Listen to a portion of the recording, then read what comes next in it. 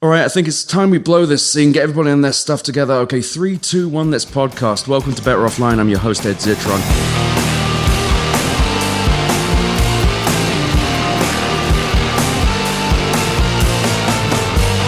Better Offline. Today I'm joined by the esteemed Gita Jackson and Nathan Grayson of independent gaming site Aftermath. And Nathan, of course, has a new book out called Stream Big, The Triumphs and Turmoils of Twitch and the Stars Behind the Screen. Both of you, thank you for being here.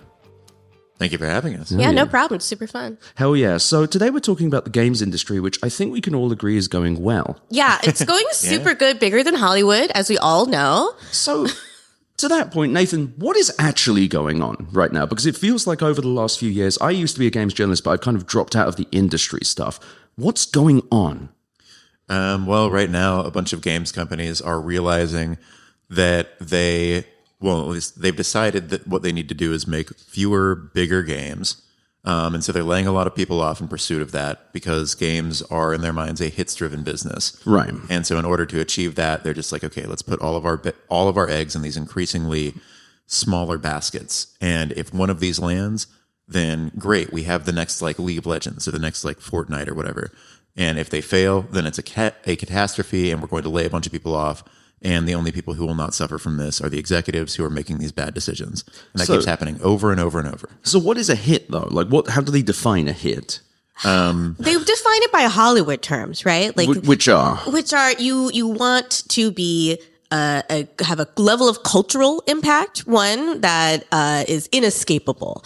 Fortnite is a very good example because literally every child plays Fortnite. Right. And you can play it on every device.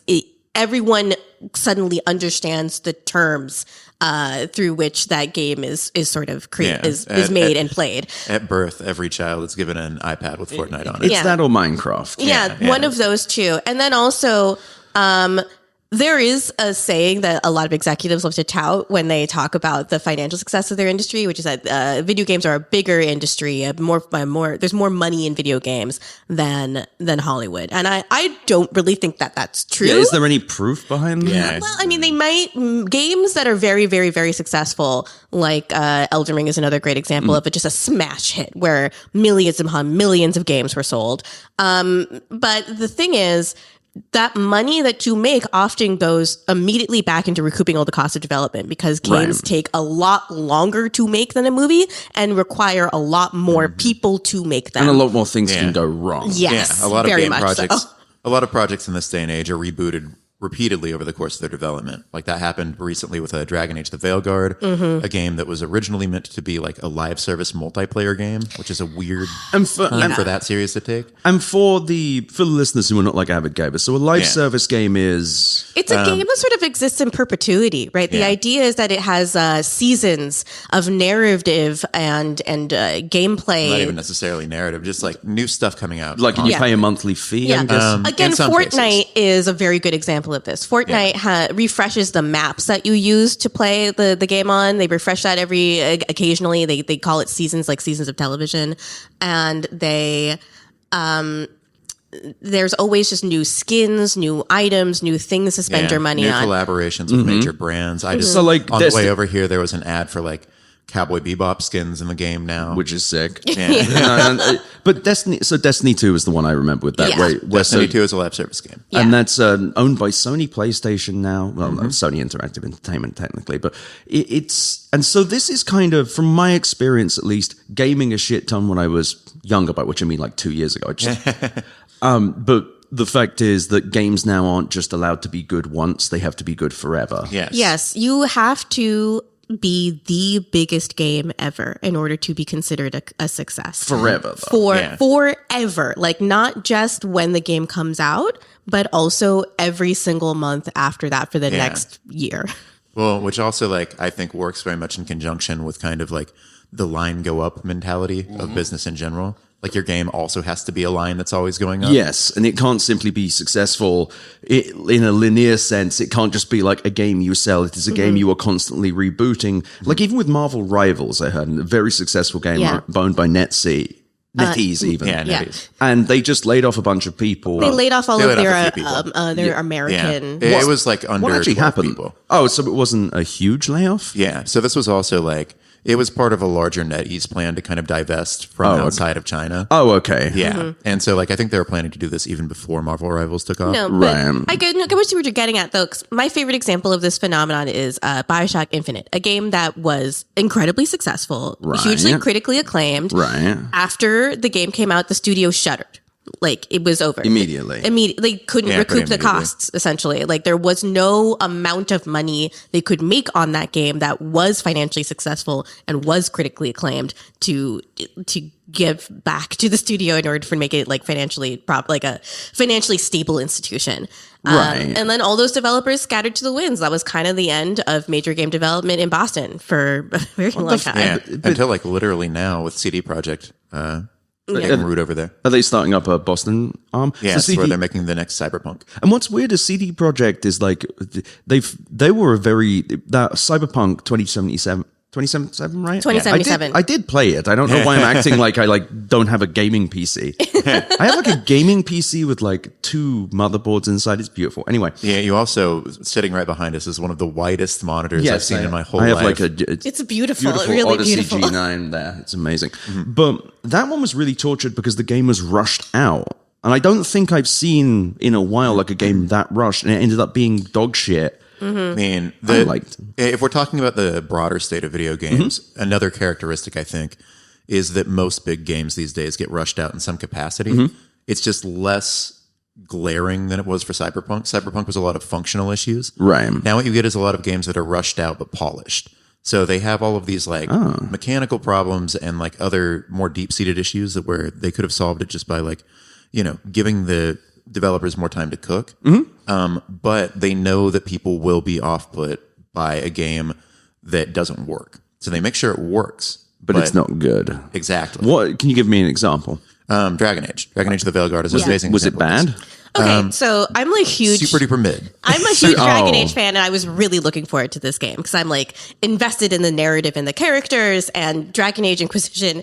I think like a lot of people who, if you've played, are listening to this and played Dragon Age Inquisition, you know the experience of you're incredibly fucking depressed. You completely just mainline a game and the writing and the characters are so good, it becomes your entire world and you can just live inside that fandom. And that was me for a little bit. So I waited like 10 years for this game to come out.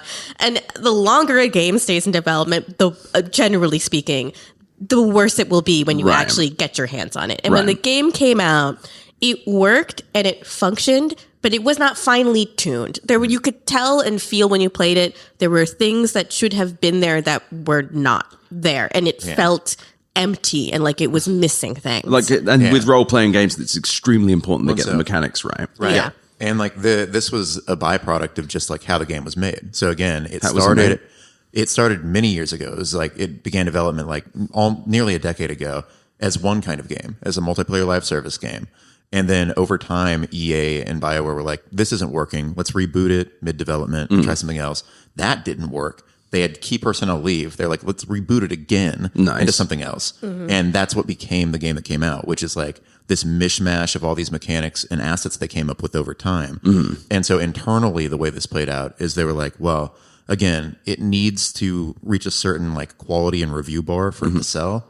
So let's just make sure that it feels polished. Like, let's cobble all this stuff together, but make sure it looks nice. It has the smell and the taste of a AAA game without actually being fun. So, Nathan, what is it that makes them so expensive, though? Like, what is the cost center here? Is it people? Is it computer? Is it something we don't know? Like, so this is the thing. There's been a lot of discourse around, like, the increasing, level of fidelity that you need for a AAA game and, like, all of these various concerns about the number of people that you need to create all these assets and maintain that.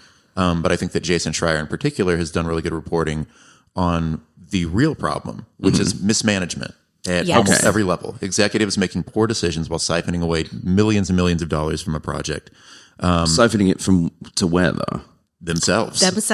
Yeah. Often themselves. How does that work? Go check out like the kind of money that Strauss Zelnick. Oh, okay. So it's like the CEOs are making obscene amounts of money. In a lot of cases, Fucking hell.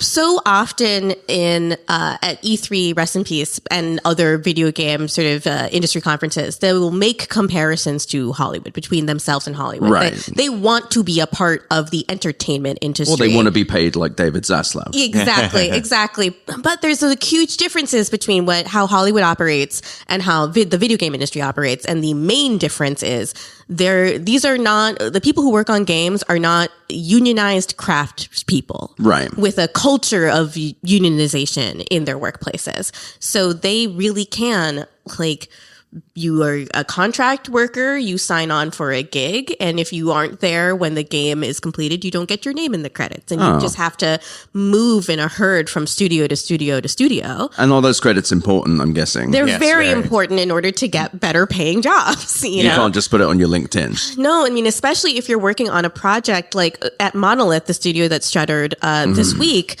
They were 2 years into development on a Wonder Woman game, and Wonder Woman. I think you're a DC Comics person. I'm more of a Marvel person, but I'm familiar with Wonder Woman. Yes, I hope so. Well, it's interesting that you say that, because Wonder Woman, in comparison to the other two big heroes at DC, I'm a big DC Comics person.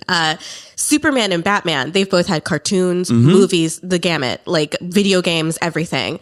Even Superman had an extremely bad series of video Superman games. 64. Oh, yeah. A classic. God. But with Wonder Woman, there's been no cartoons. There are a couple of flagship comics, but they've had a harder time finding really good writers to write really good Wonder Woman books.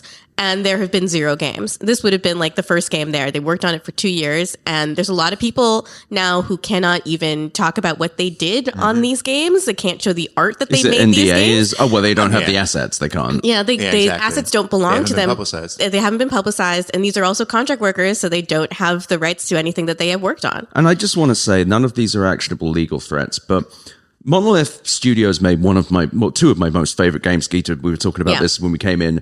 Lord of the Rings, Shadow of Mordor, and then Shadow of War. 2 of the best games ever made. I have not returned. Only Hades is a game I think I will be playing until I'm an old man. Yes, Right. absolutely. But Shadow of War, especially, these are amazing games, and these are games that the systems are perfect and they're beautiful, and they give you that feeling that I think these major studios are trying to chase in these enormous games like Cyberpunk 2077. And this world is a living world. Yeah. This world, things are happening inside of it.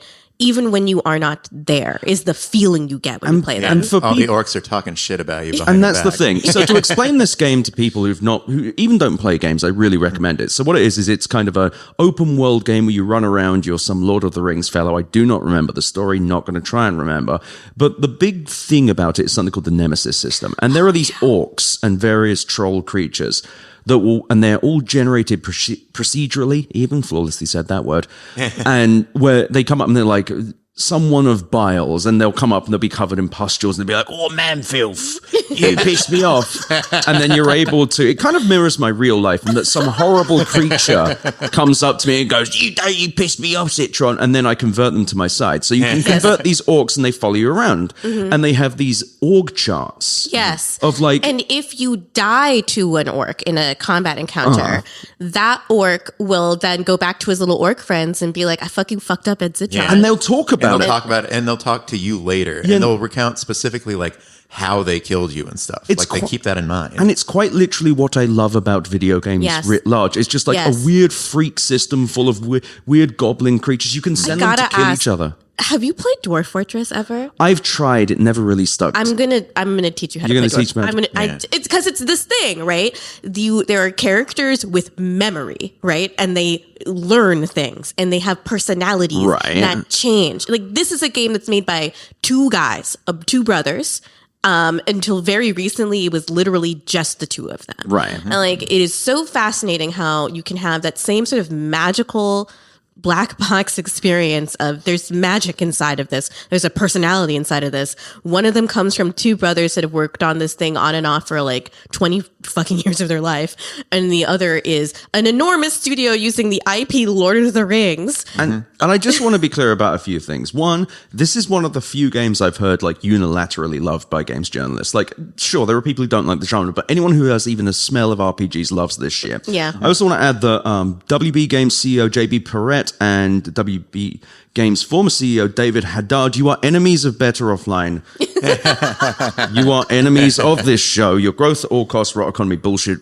You will be hated by all the people who listen to this show. So the reason that I'm literally looking at Nathan's story about this, the reason that Monolith got shut down is just that Warner Brothers cannot run a fucking studio. They're stupid and bad at Yes. In any industry. Yes. Yeah. Like, I mean, they've also been tanking tons of like television and movie properties too. Yeah, no, like, this the has Warner just been Brothers their MO ever since Zaslav took Warner over. Brothers Discovery is on my shit list and has been for a long time. It's an incredible Hollywood studio with so much incredible history. Right. The whole story of Coyote versus Acme has been. I just want to jump off a bridge. Can you run me fucking through hear about that it. for the Okay. listeners? There was a movie in production, Coyote versus Acme, an adaptation of the Looney Tunes cartoon, the Coyote, Roadrunner and the Coyote. And it had John Cena in it, and it, by all accounts, everyone who worked on it said it was incredible. It used the It's a James Gunn movie. yeah, James Gunn movie. It was also what's the movie? And James Gunn, by the way, for the listeners, Guardians of the Galaxy, Suicide Squad, upcoming Beastman. Superman movie. Yeah, Upcoming Superman, which movie. I'm freaking psyched about. I love it. I'm so Anyway, excited. I cried watching sorry. the trailer. Yeah, but it was going to be a Roger Rabbit type thing, a mixed media animation and real life stuff. Like Right. a lot of the stuff that moviegoers actually really, really love, seeing real stunts and real Right. effects, not CGI, not VFX, that kind of thing. And the Chippendales movie did really Yes. well as well on Disney Plus. Did a Yes. very similar thing. Anyway, continue. Yeah. And they, the movie's wrapped. It's totally, fully completed. Shelved it. Literally for tax reasons, right? Literally for tax reasons. No one will ever see it. And David Zaslav, if you go back to the Shareholder Supremacy two-parter, you will learn all about him. Jack Welch, the CEO of GE, who created the modern culture of layoffs, literally the guy who didn't invent layoffs, but if you go back to those episodes, there's a story of Jack Welch, CEO of GE, well, he's upcoming CEO, one of the candidates for it, was running several divisions and came up with this idea, what if we just laid people off to increase profits? And at the time, layoffs were considered something you only did as a last resort, but Jack Welch thought, what if we did this? He did it, and everyone else went, that's a great fucking idea. Number go up. The reason I'm bringing this up is that David Zaslav, CEO of Warner Brothers Discovery, once referred to Jack Welch as like a big brother to him. Oh, God. I think Yeah, I just it all want you makes to know everything I've been doing for the last few years has driven me insane. I'm Because turning into the Joker in real time. no, right now. the makeup is appearing on our faces. But Coyote versus Acme was like Will Forte was going to be in it. It was like going to be it very clearly would have done really well. Really, really well. And they just shelved it for tax reasons. This is the same company that owns WB Games, which owns Monolith, which shut down Monolith. This is it is like the tech industry-ification of the entire entertainment industry, Right. Of pretty which much is everything. just disastrous for art in general. You can see it very visually in film, in cinema. Just sort of, I used to be a person that just fucking loved blockbuster action movies. I love them. There's nothing wrong with that. In the summer, when it's hot out, nothing better you can do than go to a theater for 2 hours with air conditioning and just enjoy mindless action. Except they all started to suck when Disney realized that you can feed people not like the suggestion of a plot, but not actually a story. Right. Essentially, you just sort of allude to things that will happen in the future, and you can make billions of dollars off of that. And you don't actually have to shoot on sets. You can just put people in front of a green screen, and then ununionized VFX workers can fill in everything else for you. Right. And this is also something that fed into the creation of one of the worst things, fandoms. Yes. Yeah. I mean, I love the experience of being in a fandom, but there is this tribalistic thing that is disturbing to me. Let me be a little more specific, because I'm a huge fan of many things. Yes. Like I've seen Queens of the Stone Age 16 times. Bullshit. I'm a nasty freak when it comes to like person of interest. Like I really love my shit. I consider fandom, or at least perhaps I'm just describing the worst elements of it, as something separate, where it's not really about liking something, it's about memorizing facts. It is about being a defender of the thing I was you gonna like. say it's about being in a tribe. Yeah. And like this comes up a lot in my book is the ways that fandoms can behave. One of the things that I found especially interesting in the course of reporting it is that there are also fandoms around just like pure hatred. One of my chapters is about Keffels, who is a streamer. Oh, yeah. That's pretty controversial, did some dumb bullshit. But also like managed to attract this hate mob from kiwi farms. Right. And when I interviewed her, while she was still like on the run. From What was this mob Kiwi effect. Farms? Sorry. They are an online forum dedicated to like doxing people, so finding their God. personal That's information horrible. and outing it and then coming And after like, people. of course, they particularly target marginalized people yeah, because the goal and the goal of most hate fandoms is to get a reaction out Yeah. of the person that you Right, hate. right. And it's like to cause them pain and then to use that pain as your personal source of entertainment. But what I was going to say, With careful, yes. yeah, is that in her particular case, she was like showing me some of the things that these people were doing in their free time, in addition to directly harassing her. And these involved like making what were effectively like fan art and even fan songs about her, just from the perspective of someone who despises her instead of somebody God. who likes her. But the mechanics were all really Yes. similar.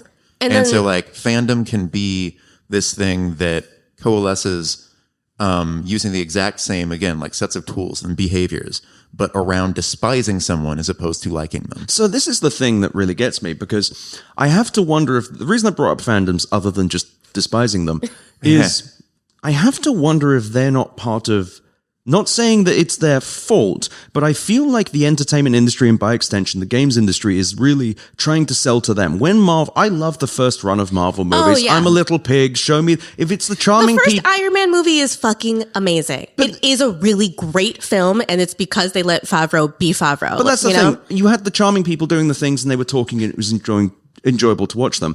But it feels like it really got into the hog slop era where it's Yes. just, you like this guy, look at this guy. Look, we've got Jack Black and we've got Lizzo in The Mandalorian. Yeah. Look, we got, Yeah. you remember that thing from that thing? Look, it's the Dark Troopers from the Star Wars game. You remember Dark Forces? Are we remaking It's the Dark Forces? freaking Suck Knights it. of Ren. They fly now. Blah blah blah. It's no. like Yeah. But it's the reason I bring that up is that's a commodity Yeah. at this point. It's if it stops being about telling a story when it's more symbolic, when it's more about just people being factions against or for something, it's just, can I sell you a fucking product? And when it comes to, I actually wanted to ask with Twitch, the cultures around streamers, are those different to like forums culture or social media culture, like the more asynchronous culture? Is there something about the live experience that changes things? Oh yeah, completely. Because I mean, for one, there's just the basic fact that if you are in a Twitch chat, you can say something that the person who's on screen might immediately react to. Right. And that people in that chat might immediately react to. And that immediacy changes everything about it. Because I mean, just think about like how we have conversations. If somebody is able to immediately react, they are not going to consider what they're saying very much. Right. They're just going to go for it, especially if it's like a fast-moving Twitch chat. Everyone's just trying to say the most incendiary thing possible because that's all that gets noticed. Yeah, Like saying I mean- something measured or interesting. the it'll just perfect fly example by. of this is Hassan Piker saying off the cuff, America deserved 9/11. Yeah, which which- I know is not what he meant to say. Well. But he meant to say America created the conditions that created the people that Right. And I imagine delivered even 9/11 that- to us. Yeah. Even that, right? Like he explained that during that same stream. He like But it had broke all already down. happened. Well, and Yes. also what happened is that people then clipped that out of context. Yes. And then, surfaced it on all these other platforms. And now this clip will haunt him forever. Every time someone is mad at him, he has a similarly sized like hate fandom that is Oh, yeah. He's got an enormous hate fandom. constantly trying to get a rise out of Multiple him. ringleaders. And it Really? yeah, no, Ethan it's Klein, Destiny. Oh, really God. wild. Yeah. Different kind of destiny to the game. Yeah, Yes. no, destiny that sucks. Instead of a destiny that infuriates me for other reasons. I'm going to get him and Norman Finkelstein on. Mr. Boyardee, when you speak, it's like Wikipedia read to me by Satan. Holy shit. That was And incredible. I've been thinking about that too much.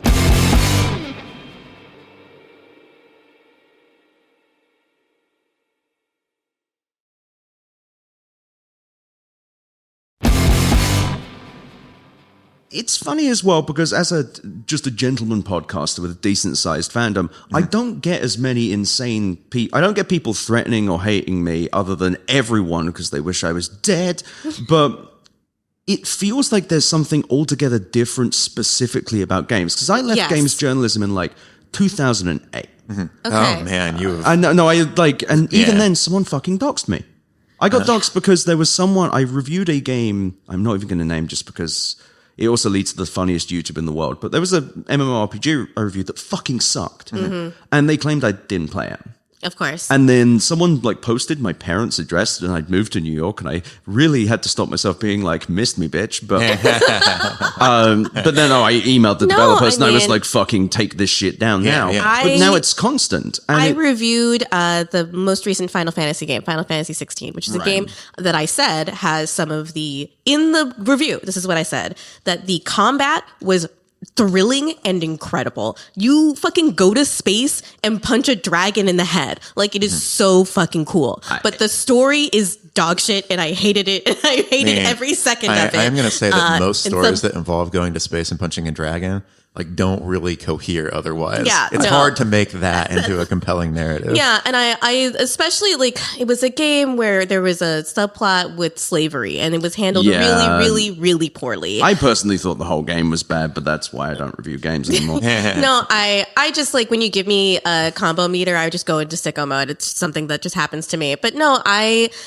said those things, and I tried to be fair and complimentary toward it. The first thing that happened was someone found my email address and told me to kill myself. Jesus. Yeah, no, it's like I similarly gave the Harry Potter game a pretty dismal review, and there is a reaction. There is an entire culture devoted to trying to seed reactionary politics into young minds through the fandom of video games. This is like and games are like the easiest mark for that, because I think that, I mean, for one, a lot of people have based their identity on games. Right. That's the starting point. Right. Yeah. And then the other element of that is that a lot of that identity comes out of this perceived persecution complex. Right. This idea that games were once for nerds who were bullied constantly. And not only that, though, but like there was a real reactionary movement against video games post Columbine, right? Right. With Jack Thompson, there were congressional hearings about whether or not games were evil and were destroying the minds of youth, which is obviously not true. When I recently went to the UN. Look at all of us. Yeah, you know, we're normal people.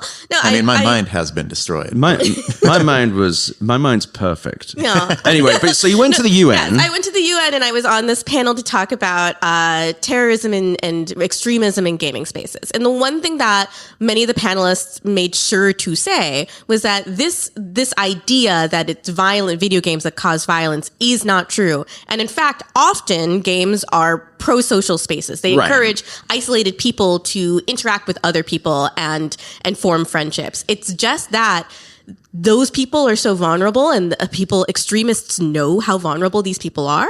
It's very easy to say, join a Discord server and then start spreading dog whistles about like extremist, like white supremacist thought. And then you normalize these things, these expressions and these phrases and these images. And then you can take those people out of that bigger Discord server and funnel them into more and more extremist spaces. And what's insane is it seems, to get back to a point I was getting at as well, is that they're trying to monetize this. They're trying to monetize it by making the games less about being good games, but symbolic of stuff. And then the right-wing types seem to see games that are not doing that, like Dragon Age the Veilguard, and being like, wokeness has begun. It's purple. Get woke, go broke. It's purple. It's purple, which means black, I guess. Just well, no, there's a new one every week too. Like there's a new DEI in video games controversy every week. Yeah. And like it wasn't always this way. But after like there was a conspiracy movement last year around a consulting firm called Sweet Baby Inc. Yeah. And that is when this sort of became a well-oiled machine. Like, that's Sweet when Baby all of Inc.'s these content creators started latching onto this constantly. Their biggest crime essentially was that the head of the company, Kim Belair, is a black woman. And like, that's it. That's literally just it. Something she controlled. Yes, absolutely. Yeah, she chose to be at born that birth way. to be a black woman. Yeah, What the were you character saying? creator. So what were you saying about as well? But yeah, and so like now you just have these people, you have content creators who've made this their entire identity and like their entire brand. And so like Gita was saying, you know, games can be really pro-social, but you'll have these people come in and sort of say, okay, well, these games that you like are being taken away by this evil DEI woke mob. Right. And so your purpose, the underlying purpose that maybe you as a person have been looking for, is now to fight a battle against these people who are taking your toys away. Mm-hmm. And like that works really well on a lot of people who, you know, feel purposeless, directionless, all the ways that we all commonly feel under capitalism. And I feel like as well, games are an incredible vector for that, not just because there's things to rely around, but also there's a satisfaction to them. Yeah. The reason that I play Hades all the time. I have Hades on my. I'm not playing it right now, I promise. But I would though. The reason I play Hades is it feels good. It feels like you have industry over something. Yeah. You can get good at something when you. I'll take this a step further. Please. I think that the core fantasy of a lot of video games, no matter what their setting is, whether they are sci-fi or fantasy or set in the present day, is what if capitalism was fair? What if every input gave you a fair output? Yeah. A consistent one. Yeah. Yeah. Oh, I All like builds to that. something. You get better and better over time. Look at like SimCity, right? Yes. You in SimCity, you are essentially the mayor of a city. You are the developer of the city. You're the engineer of the city. You design the entire city, and you also have control over its taxes. And it is like just A equals A shit, basically, when you look at how the tax system works in SimCity. It assumes that taxes are always fair. Right, that and consistent. And consistent, and they don't... you won't get a huge lobby from the people in the highest tax bracket asking for their taxes to be lowered. I wonder if they would add that. There should be just a SimCity which is real. I mean, I'm sure the modders have gone into like the tax system and just like torn out all the wires. What was and that? made it. City Skylines? City Skylines. I love watching the Cities by Diana. Cities by Diana, one of the endorsed Better Offline best Instagram accounts. I do love Cities by Diana Yeah. so much. I've wanted Really good to shit. interview her for a long time, but just the insane shit she does. She's amazing. Diana, you're always welcome on the show. A beautiful and unique mind. I love her. So let's change topics to something that I actually really a positive thing. Aftermath. Yeah. So how long have you been going? A little bit more than a year. Yeah. So how is the company structured exactly? So it's called Aftermath because we all used to work at Kotaku, right? Right. And none of us really had much editorial control at Kotaku. Even Riley, who was managing editor there, like the story of his life is having strong opinions and wanting to enact the plans based on his opinions and then being told no, that he can't do it, essentially. So we are the aftermath of all of that. The slow dissolution of Geo Media and our own just losing our brains working there with the conditions there. Geo Media was the former holding company of Gizmodo, Yes. Kotaku, IO9, and Basically some Gawker, came out yeah. of Gawker being sued into oblivion. Right. Yes. Yeah. And we own the company and we try to structure it in such a way where we all have a relative amount of control over the work we do and what we want to do. We are not technically a co-op, but we try to behave as if we're a co-op. But you're Also, not. a fun fact is that Yeah. a lot of like co-ops are not co-ops because it's weird on taxes and everyone's just like, morphing into one one of takes our too much guys- work and it's better to just be an LLC or something else. That Yeah. But it's worker owned. It's Yes, worker owned. it is It's fully 100% worker owned. Yeah, we have 100 no outside investment, no outside capital. We literally just rely on subscriptions and nothing else. For now, we might incorporate a small amount of ad-based stuff in the future, but that'll just be on like a podcast. It won't be on our site. And there's nothing wrong with ads. I mean, I definitely can't because someone listening to this is probably going to email me and be like, Ed, did you hear there's an AI ad? There's an AI ad that ran. Did you hear the AI ad? It ran off the AI ad. If you are emailing me or messaging me about the AI ad, I have heard you over 150 times. And every single person, I'm not bitter. I'm just like, at this point, if you think it's novel to mention this to me, it isn't. And every time I kind of roll my eyes. And if you're trying to hurt me, which you would love, then keep going. But please don't.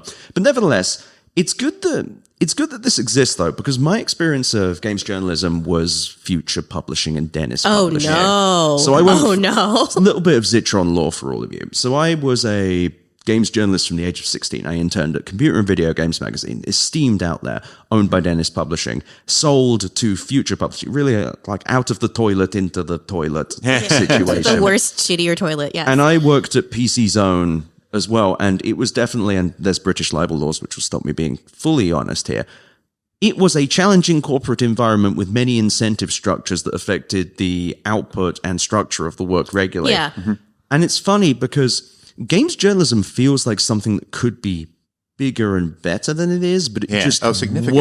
won't be. Like Okay. So like the example that I think is really useful is the Kotaku, essentially. We all worked there in a certain era where we had an editor-in-chief who was like an old school magazine guy, like went to the Columbia School of Journalism, really wanted us to get scoops. And we had, for at least a short while, management that understood the value of actually reporting news and not caring about the reaction from quote unquote gamers. Right. However, that did not make us very advertiser friendly. So now where we are at with Kotaku, after everyone that we worked with has left, essentially, they're in an environment where they're like, what advertisers want is not news on how badly the industry is doing. What they would prefer is guides and hype and what our gamers want, what are gamers talking about. You know, I like reporting on fandom because I do think that the cultural impact of gaming is really fascinating. And frankly, I did not realize when we started Aftermath that we'd be doing journalism that is actually quite important in understanding the slow dissolution of democracy in America. But it certainly seems like it has been. I think that it's worth contextualizing that gaming has often been a canary in the coal mine for the slow dissolution of democracy and of, these cultural movements that. Can you elaborate? Elon Gamergate. Musk, Gamergate. Yeah. Literally Gamergate. And actually, Nathan and both of you split this question, I think would be good. Can you describe Gamergate for people that were outside of it? Gamergate was kind of the first, real reactionary movement in video games. Basically, I had a lot of personal experience. Yeah, with it, you had a little bit of a part of it. Yeah, The so the Eye of short Sauron version gazed is upon you. there was a prominent indie game developer named Zoe Quinn, and she and I ended up dating for a minute. And gamers took this to mean, or well, not gamers. Basically, she had a jilted ex who published a manifesto about her, right? In which he claimed, among other things, that she had, effectively slept with me for positive coverage of her game. When that never actually happened, there was no such coverage. It was all bullshit.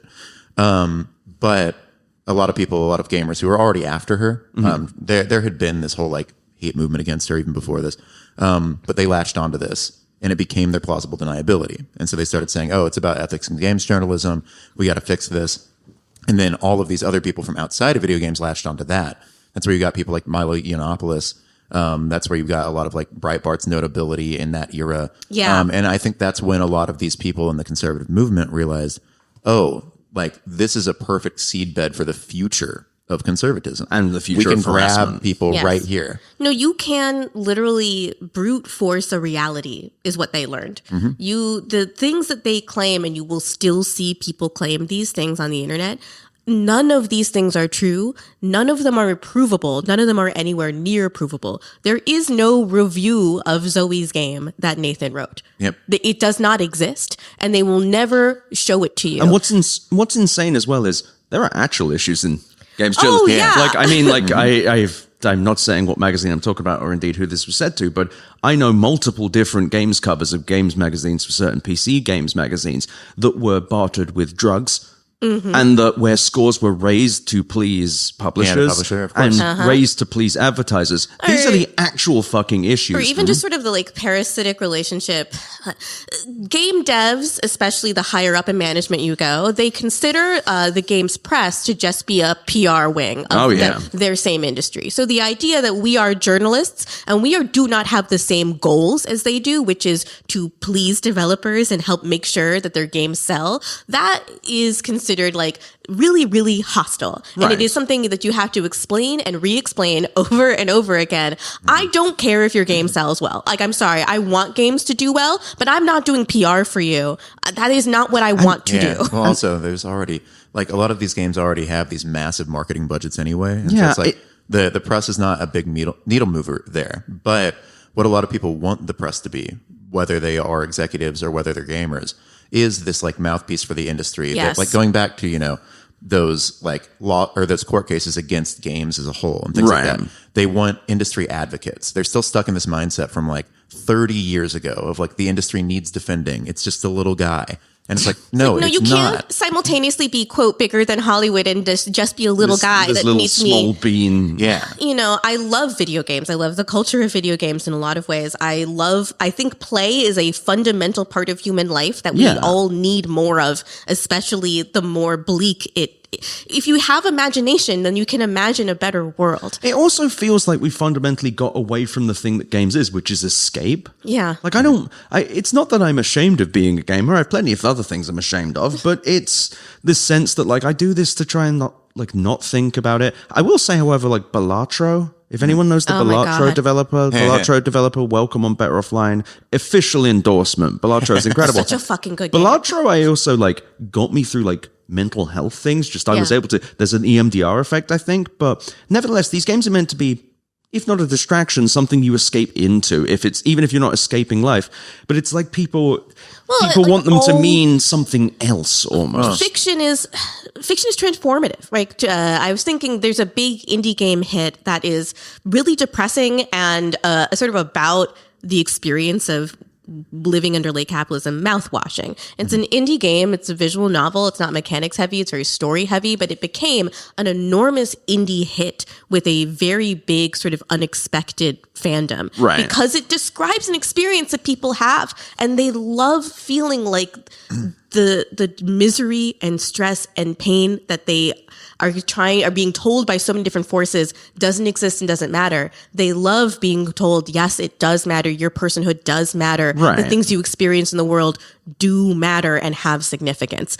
Being able to experience that is something that brings us closer together as a society and allows us to, again, just start to imagine, what if the world didn't have to be like this? Right. You know, that's what all media, all forms of entertainment can give you. And I do feel like by becoming an industry that is chasing a bigger and bigger number more than anything else, you do lose sight of that art can't just be measured in dollars. Yeah. Art is something that touches you and changes you. Yeah. I mean, I think that the big issue is that games aren't supposed to be anything, especially not at this point. It's a form, an art form of sorts. And also, there are so many of them. So Yes. last year, almost 20,000 games came out on Steam. Jesus. Right? Yeah, 20,000.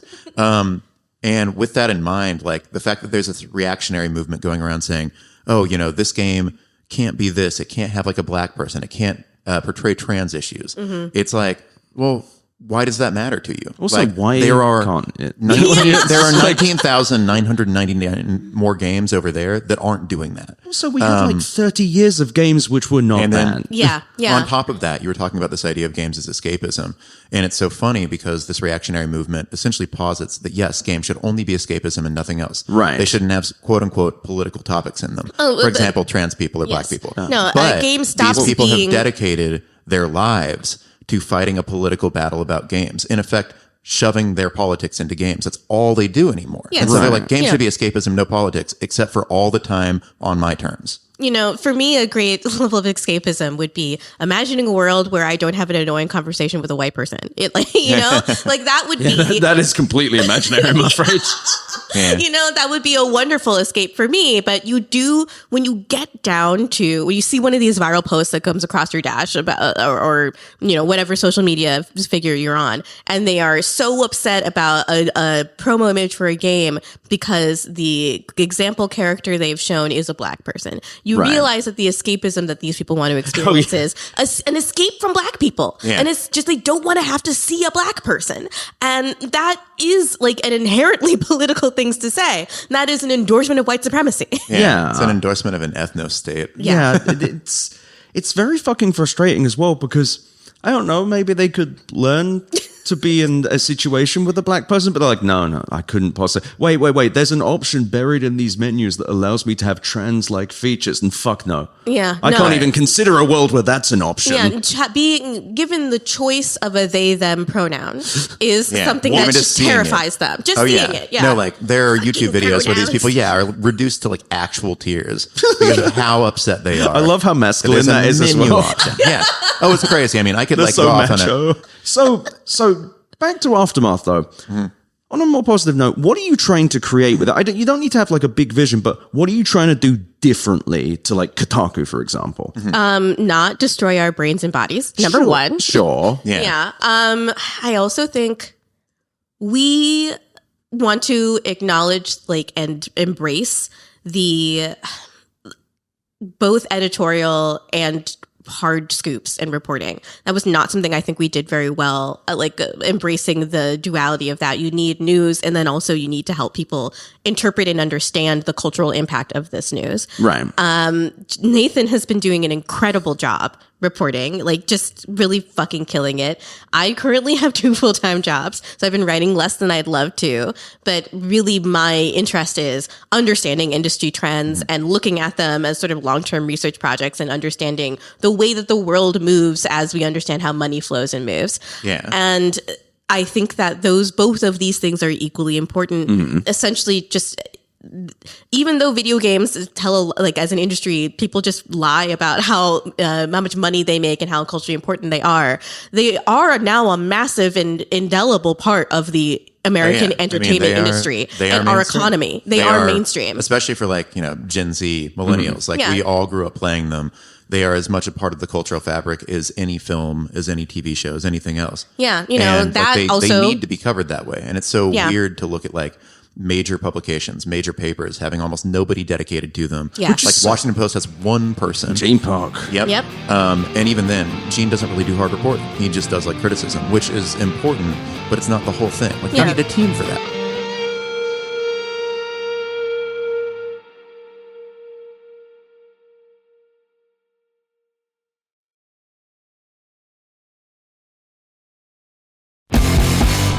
Well, something I like about, you did this one about Steam. The Steam users and AI. Yeah. And it was specifically, the story is about how, actually, walk it through the Next Fest Games part. Why would I read your story to you? Yeah. So basically, right now, Steam is running this promotional event called Next Fest, where there are a ton of demos. Everybody is getting prominent placement for the demos, which will in turn cause people to go check out their games and maybe buy them. That's really important. Right. And so this time around, people have been scrolling through and seeing a lot of AI art. And they're like, oh, that's not good, because that means that a bunch of AI slop is potentially crowding out deserving good games that have been in development for a long time and that, have a chance of it attaining real success. And so the thing about that is that, yes, it looks bad, but then at the same time, Steam has this hyper complicated algorithm that they've been tuning over the years. And so they basically tuned it to change the way that games are seen in the first few days of something like Next Fest. Right. So that you end up seeing a random kind of scattering of them in the first few days. Then it becomes personalized. And so basically that sorts out the AI garbage, because those games, people don't really interact with much. They see them, they move on. And so they've built a system that sort of anticipates AI slop, which is good, but they still have this larger problem that I think that you see in a lot of industries now in this era of peak content, which is that there's tons of good stuff coming out on Steam all the time. Too much of that for most people to find what they're really looking for. And then on top of that, you're also competing with all of the old good stuff, which is still on Steam, constantly goes on sale, has bigger name recognition than you do. And so that's the real battle that people need to be fighting. Whereas I think looking at AI on Steam as this major issue is tempting, and it is to an extent, but it's not kind of the core problem that a lot of developers face. So the reason I brought up this story was to compliment you, is because this is exactly why Aftermath rocks, and why I actually think the future of journalism is more, it's better offline, of course it is, but it's things like Aftermath as well, because this isn't just a story about games culture, which is the anxiety over AI slop, also the anxiety over indie games not getting the attention they need. It's also an industrial analysis, because you've got fucking numbers here and actual view counts, and actually, because to cover the games industry, it seems much like tech, you need true domain expertise, but you also need industrial Jason Schreier style. Yeah. And Jason Schreier, by the way, over at Bloomberg, legend, got to get him on the show. It's my fault, Jason. Do you want to know something amazing about Jason? Yes. Just one great Jason story that he told me right before we left Kotaku. I used to sit next to him every day. And he told me when he first started there, he asked if there was a dress code. He said, and his boss told him no. Right. So to that effect, he wore basketball shorts literally every single day. And at his yearly review, his boss came up to him and said, Jason, I did not know that I had a line for dress code, but I realized that my line is, please don't wear basketball shorts literally every day. If anyone didn't he counter this one online at some point? I feel like he added some particulars that muddy the waters of that story a tiny bit. Oh, I see. Yeah. I just love every time you see Jason tweet something that pisses you off. I just love imagining him in basketball shorts. That's all. Yeah, but also I'm remembering if any of the British games press are listening to this, we never dressed that. I was in like a dirty jeans. I'm actually in dirty jeans now. I realize this. We just like people dressed like, I guess we didn't see their legs because it's England and it was cold. But I feel like that's the difference of the British gaming press. I guess they would just look like creatures. No, what Kieran Gillen said is about. I love Gillen. He's such a sweetie pie. He said when his little manifesto he wrote, like, I don't know, it's like 20 years ago. New games journalism. He said, I love Kieran, but I fucking hate it. Anyway. He said something about there were two models of games journalism when he was working there, and it was the US model, which was a lot like car journalism, which is like also pretty fraught. And there was the UK model, which is a lot more like music journalism, which now does not really exist in America anymore. Right. And the US model, which was all about stats and statistics and numbers and products. That model won out eventually. And you can see how much it has won out because now it's only about toys. Like we talk about games as if they are toys and disposable and nothing else. And you make guides about them, and that's pretty much it. I remember why it pissed me off because he fucking worked at PC Gamer, which was exactly what you just described. Yeah. Well, that's why he left and made Rock Paper Shotgun. Now he fucking writes amazing comics. Oh my God, the Power Fantasy is so fucking read good. it yet. It's really good. It's great. But Nathan, sorry, but no, I was going to say in line with a lot of that and the way that I think games journalism kind of, continued to mature along those lines and mostly considering games to be these disposable products. And like, a lot of sites consider like posting about a trailer to be news. The thing that I think Aftermath does that we really focus on doing is contextualizing a lot of the news, especially the harder news, something like the WB layoffs, and contextualizing it, I think, with the kind of feeling it deserves. Something that I think you also do really well with all of your different projects. People find it very cathartic to have people confirm what they feel about the world, which is things are suck and are bad. They sometimes don't. Yeah, with facts. But also sometimes they don't recognize how bad things are. They need to be told. Yeah. That was my point in that WB piece, which the headline for those who don't know is just fuck WB. And fuck WB, by the way. Yeah, literally just fuck WB. And it goes into all the reasons why they deserve to be fucked. Because they've been mismanaging their business horribly and treating people and their various properties as disposable and like doing it in these ways that are very avoidable. They are an expression of the way that the tech industry as a whole has changed how employment works and changed how companies understand value. And it is disgusting to watch it happen in something that's very important to me, which is the world of art. Like I was a cinema studies major in college. I had these whole highfalutin dreams of being a gallery curator, et cetera, et cetera. These things really matter to me. Like human expression really, really matters to me. And the wonderful history of American cinema is just being flushed down the fucking toilet. And it feels like they're doing the same thing in games and in tech and everything. Because not to tie it back to my own bullshit, but it's the Google search thing. It's the Facebook thing. It's the thing that we fell in love with the idea of games. I guess it's it's more death by a thousand cuts with games. Yeah. Except sometimes the cuts are larger, but it's like watching like Monolith, for example. Monolith also, I swear Monolith had something to do with like free space as well. Like it was like Volition Entertainment. Like we've watched it. It's been this slow burn where you'd see these amazing games come out and then the studio would just disappear or they'd make dog shit. And it seems like it's just this problem of CEOs. It's these executives who have nothing to do with games. They don't play games. They wouldn't dare touch these games. They've got important things to do, like go to lunch and write emails. Yeah. Or, I mean, okay, so actually this is a good example. There are CEOs who at least like pretend to or do, but they still make the same decisions. Somebody like Phil Spencer is a great example of this. He's like the gamer CEO. He's at Microsoft. But is he actually like a gamer though? Yes. I mean, he like his Xbox Live stats were like public for a long time. You can see how many hundreds of hours he's putting into games. That makes it worse. But yeah, exactly. It makes does make it way worse. Because what that suggests is that like the problem is that not that these people are not gamers. Right. The problem is the structural incentives that accompany being an executive, that you will still, even appreciating the art form, cut thousands of people loose from their jobs. Right. And like make decisions that actively harm games and their quality. Isn't the problem also that games are just insanely expensive to build, though? The AAA gaming is are we not running towards this unsustainable point? Putting Yeah, aside no, we're there, past it. the New York It's already Times- unsustainable. There was that New York Times article about graphics in games that I read a few weeks ago, maybe last month.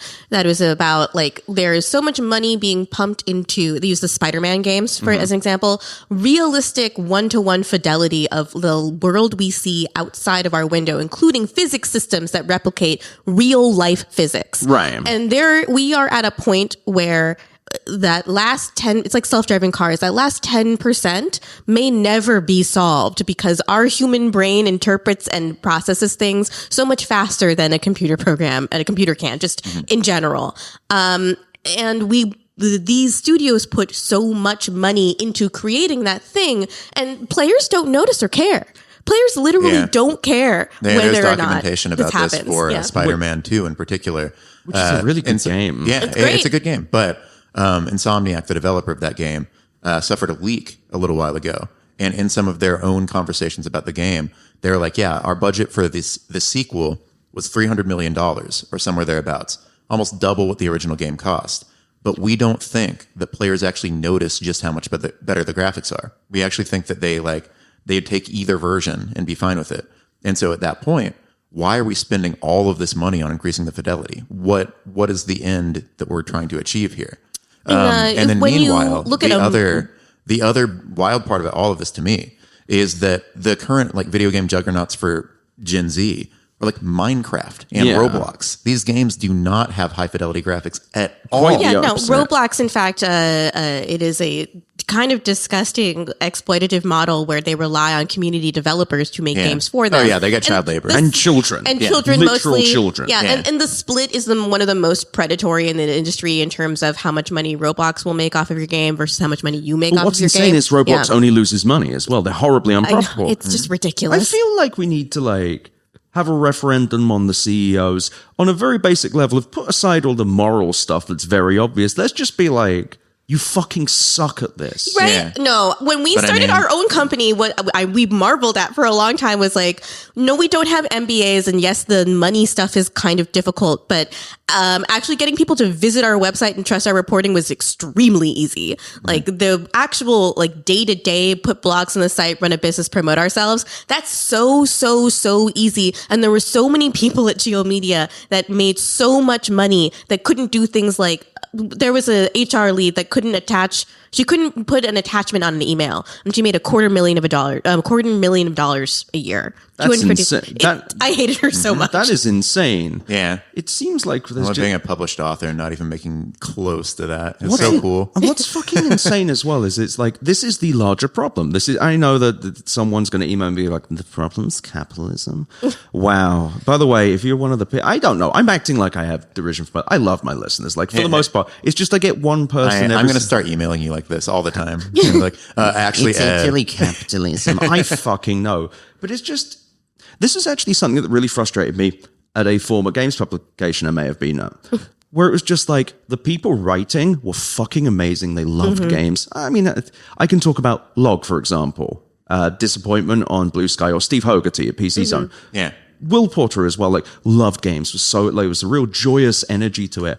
And then there was just this mandate from above where it was just, yeah, well, we got to make sure we sell more issues, so you got to put this on the cover. It was never something fucking interesting. You get an occasional one, like I did my one cover about the third World of Warcraft expansion. That was fun. But it's like the incentives, the people driving the incentives are not people that even understand the customer so much. They're just like, I need to resemble the thing that my boss wants me to. And then I will be the best at my job, even if I'm not good at it at all. Like David Zaslav, I have a lot of thoughts about what could happen to him that I won't be sharing. Have I introduced you to my concept of the well-based system of justice? Yeah, You got a deep well. Okay. And you just throw them down there. I mean, you know, like Samara from The Ring. Like she lived down there. She didn't die right away, right? She had a nice time down there. You know, we'll just feed him sandwiches, a little picnic basket every once in a while, and he can try to get out. Maybe he'll succeed, but he'll just Disclaimer: have to this just is repent. all happening in Minecraft and or Roblox. Yeah, this is all parody. This is parody. Yes. Yeah. This is parody, but it's just fucking frustrating as well because despite all this frustration and annoyance, we've had some incredible fucking games the last few years, like Hades and Hades 2. Man, Supergiant is just an incredible Yeah, studio. they're having like a weird dust up about Oh. voice acting and no. and not working with like SAG for reasons that they won't explain. I actually Supergiant. a bit of quick insight. I like because they put out this statement. Basically, a voice actor came out and said that Supergiant was considering not renewing with them over like their insistence on having a SAG contract. And so then Supergiant put out a statement saying like, actually, we have some of the best protections against AI and things like that in the industry, and like we're just not working with SAG for reasons. And they did not state those reasons. And which is SAG insane currently is on strike specifically in the video game industry about over voice AI acting protections and AI voice protections. acting. I'm just Yes. reading this statement. Yeah. We have respected and will continue to respect any actor needing to pause work during the ongoing SAG-AFTRA video game strike. While none of our games have ever been subject to the SAG-AFTRA contracts for a variety of reasons. There we go. Which We what wish- does that mean? we wish What does that SAG-AFTRA the mean? best. What the and f- so it means nothing. I reached out to Greg Kasavin, who's the like creative director over at Supergiant, and who I've known for a lot of years, and asked that. I was like, "Can you provide any of the reasons?" And he was basically like, "No." And I was like, Oh, thank you, man. Like, I appreciate the comment. And it's just like, it's frustrating because Supergiant, I assume, makes a shit ton of money. Oh, I mean, Hades Yeah. was a massive, "They're also a massive hit very for them. small studio relative to. I mean, they So have like there's 30 not a lot people. of overhead, And essentially. who's receiving the money there? Where's that going? It's not even like the CEO makes more money if they do that. It's confusing. Well, and also it's like it's a real bummer because otherwise they've been amazing in terms of like making games the right way. Like they are a very people focused studio. I interviewed them years ago about like all the ways that they like, for example, they have mandatory vacation. So if you Oh, reach the yeah. end of the year and you haven't taken your vacation time, you have to just like take a month off. and They do that kind of a thing. And just to describe for the listeners who haven't played Hades or Hades 2, which is coming out next year probably. Yeah, it's in early access right now. You can play it. And you can play it. Yeah. This game is both mechanically perfect. Hades 2, I would argue, isn't. I think Hades 2 tried, No. I tried actually to really like Hades too. I love it. No, No, I love I'm- it. I I'm love with it. you in I that- love it in that there are some bits that Well, also, it's Hades early 2 access. isn't finished yet. Yeah. So- Nevertheless, the No. point is these games are mechanically perfect. They sound incredible. Voice acting's amazing. They look, they feel amazing. There are tiny little systems, and on top of that, they're incredibly diverse. Like Yeah. they prove that you can do diversity in this way that's very like sincere, and it Yes. doesn't feel and it fits the setting. and Even it though the fits- setting is like Greek mythology. and it's really cool. Yeah. The whole plot of Achilles and Patroclus in Hades just melts my heart. It really is affecting. Nathan and I are both big fans of the game Pyre, which is the game that came out right Yeah. before, which is like Still the best Supergiant game. an NBA That's my Jam, take. essentially. With but wizards. With wizards. And then also it's a story of sincere revolution that asks Mm-hmm. you, the player, what it would mean to overcome oppression and why you would fight for it. And it is a really affecting and meaningful storyline. One of the most amazing things about Supergiant is they have this like bespoke relationship with Darren Korb, a singer-songwriter. Oh my God. And the music he makes for these games drive me to tears. I love them. I actually really want to talk about Darren Korb real Yes, quick. So yes. Hades 2 has a boss against this Yes, band yes. of sirens. Still in the sirens. And So there are good. two Yeah. different metals, like Yes. metal adjacent songs. One that's One- about how much they hate you for killing. and how bad your hair looks and what they're going to do to you. Like, Yeah. and these songs are fucking bangers. They're Like, so great. good. They one- rule. they have blast beats in one. Well, It's also, fucking sick. bear in mind too that they had to write these songs with the expectation that because of the game's run-based structure, that you like do the same thing over and over and over. Yeah. Yeah. That you will hear these songs like 100 times. So Yeah. they got to write something that they know you're not going to be irritated by hearing this many times. No, and they're which unto catchy. itself is this like level of craft. There's that's like so a- different than just writing a song. There's like a little bit of a crossover with like musical theater with Darren Korb, where the songs are people sing in these games when they are called to such a high level of emotion, and then they anticipate that a level of emotion also from you, the player, so that by the time you get to Scylla and the Sirens in your run again, your blood will be pumping so hot that you just want to hear them burst into And, song. and it's fucking great. And also, I'm ranting about this. I don't care. You little pixel slop this up.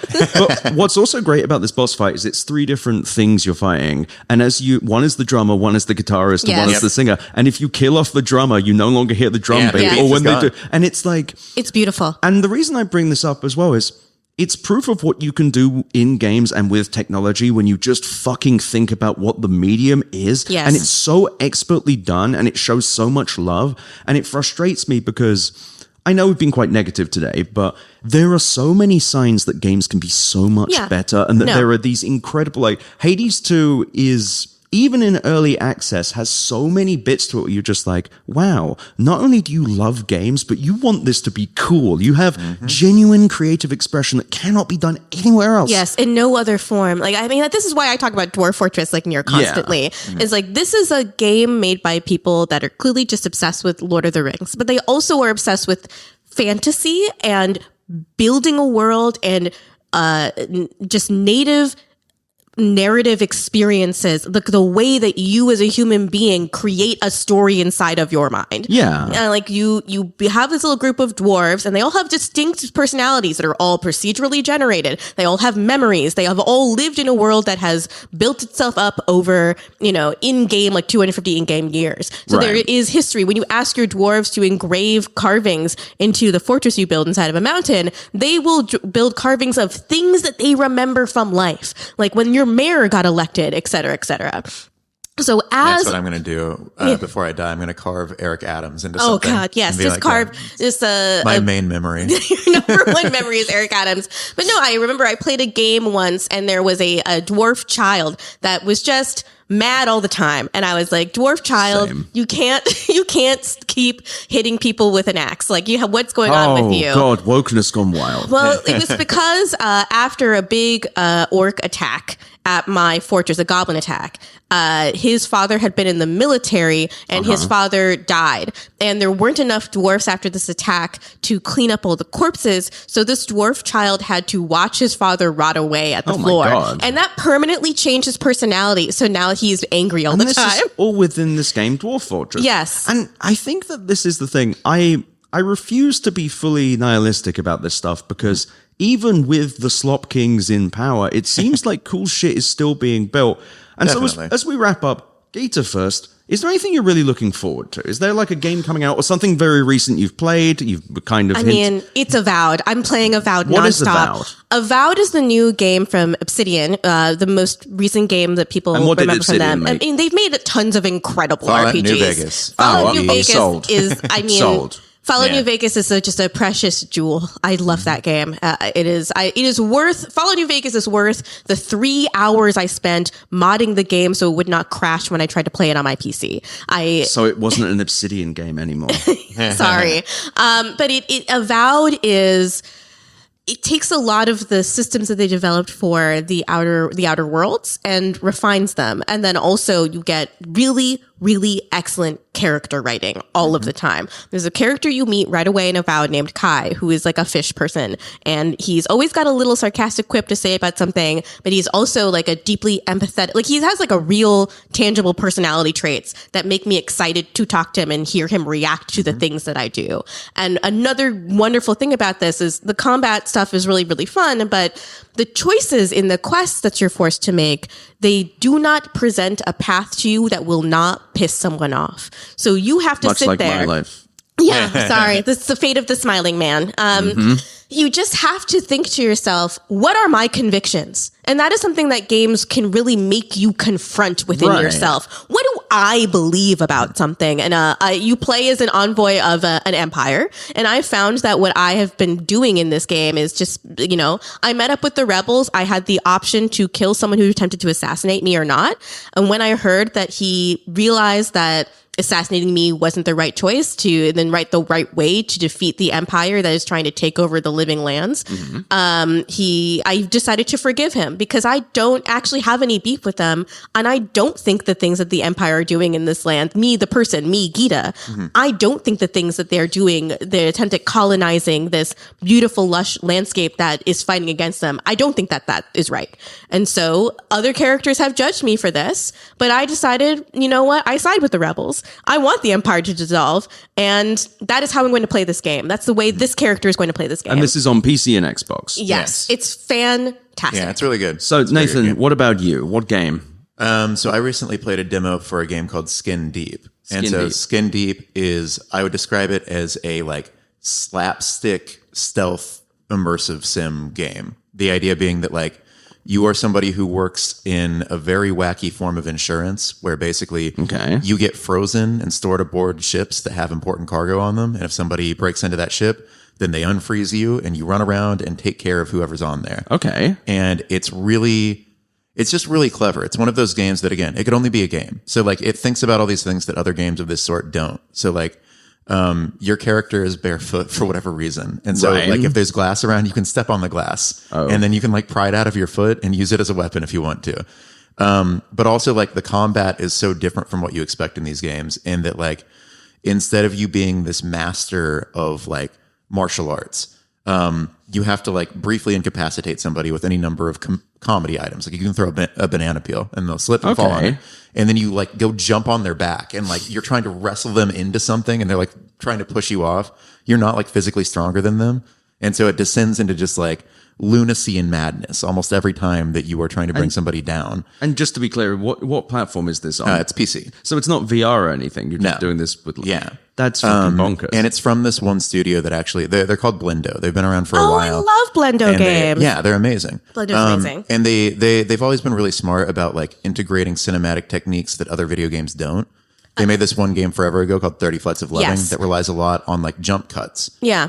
In a first person setting, which feels, I think, unnatural to gamers who are used to continuity in a first person game. 30 Flights of Loving is an experience worth having. It's a very short narrative game. And if you want to understand just like how games work, how the moving image creates narrative, creates associations, it is very instructive and it's also really affecting. Yeah. Cool. And so these developers are also really good, surprisingly good at not making just like on-rail cinematic experiences, but also like these really intricate systems. And that's what Skin Deep is. It's this game where so many funny, weird things can happen.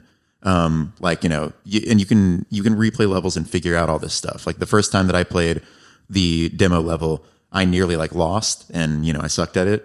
And the second time I realized, oh man, I can break the glass on this spaceship and open it to the vacuum of space. And so I can go around like wreaking havoc on these guards by just like subjecting them to like a James Bond, like a Moonraker situation. Yeah. That's so beautiful. So, and that's the thing. I really want to leave the listeners here with the sense that there's still cool shit happening. Oh yeah. Everywhere, and there is hope to be had. Gita, where can people find you? Oh, you can find me on Aftermath.site, mainly.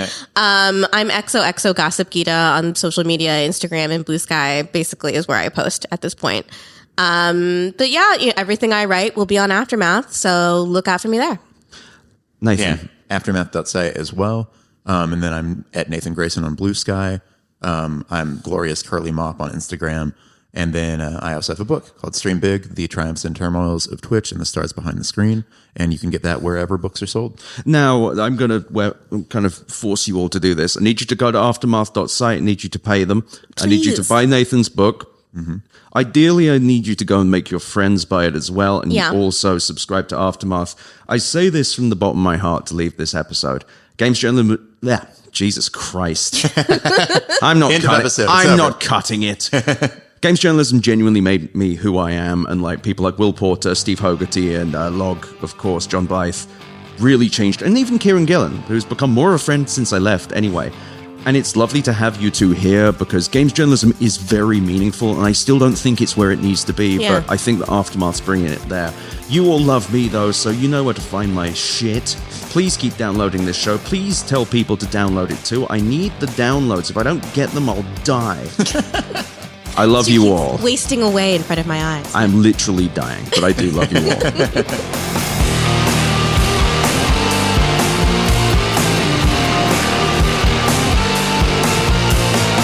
Thank you for listening to Better Offline. The editor and composer of the Better Offline theme song is Matt Osowski. You can check out more of his music and audio projects at matosowski.com. MATTOSOWSKI.com. You can email me at easy@betteroffline.com or visit betteroffline.com to find more podcast links and, of course, my newsletter. I also really recommend you go to chat.wheresyoured.at to visit the Discord and go to r/betteroffline to check out our Reddit. Thank you so much for listening. Better Offline is a production of Cool Zone Media. For more from Cool Zone Media, visit our website, coolzonemedia.com. or check us out on the iHeart Radio app, Apple Podcasts, or wherever you get your podcasts.